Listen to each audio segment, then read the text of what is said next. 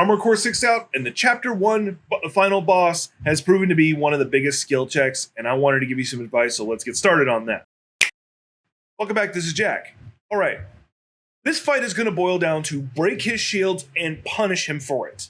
Break his shields and punish him for it. Because when you break his shields, it's the only time you can actually hurt his health, and additionally he becomes stunned for a good length of time where he takes extra damage.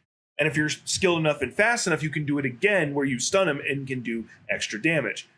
So that's what this fight roughly boils down to, but the question becomes, how do you do that? Well, as part of the first mechanic, break his shields. You can just lay into him with pretty much any weapon, but you will rapidly deplete your reserves of ammo, and you don't want to be using a sword because he has some really punishing, damaging weapons at close range. The shotgun, machine gun, and a very powerful rocket that can hit you anytime. So instead, what you might use is the pulse gun. The pulse gun is specifically designed to counter his type of shields, the pulse shields.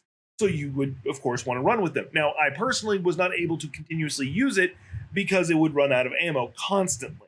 So instead, I just ran with one on my offhand and then used a different weapon in my primary that was meant for punishing. Now, in regards to punishing, you have different philosophies on what punishing means when it comes to a weapon. To me, it can be a punishment is a weapon that you can charge up and blast for a heavy impact. Or it can also just be like one of the bazookas, for instance, that have a single shot, but it does all of its damage in one go. That's the point. Once you bring down his shields, you hit him with everything you've got all at once. You don't want to fire a series of missiles. You don't want to fire a series of machine gun bullets, because by the time they all hit him, he'll be recovered, or mostly recovered, and moving again. But if you are able to stun him and then immediately unload a bunch of rockets, dumb rockets even, and they hit him all at once, it is a lot of damage that will just melt him rapidly. Not to mention, as a side benefit, it can also bring up his heat gauge again and stun him again. To facilitate all this, of course, you're going to want to stay at medium range. Now, at times, will you be moving to long range and short range? Yes, depending on your build. But roughly, you're going to want to stay at medium range. And the main reason why is, at close range, he has assault rifle and shotgun abilities that will just melt you. And not to mention, it's really hard to dodge that rocket attack that he fires, because it'll take off about 2,000 of your health easily. While medium range will also give you the luxury of being able to move backward, forcing the missiles to go into a singular line, allowing you to control their movements better and go around them.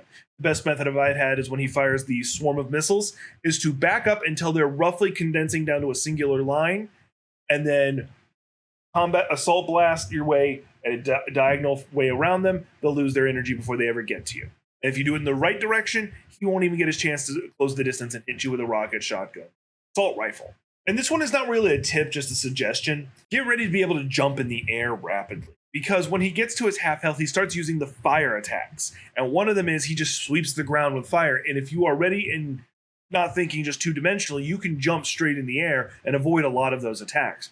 Knowing that will actually help you with a lot of other fights coming up that I'm not going to spoil for you. And if you're losing to this guy, don't feel bad. Everyone loses to him. He's a tough fight.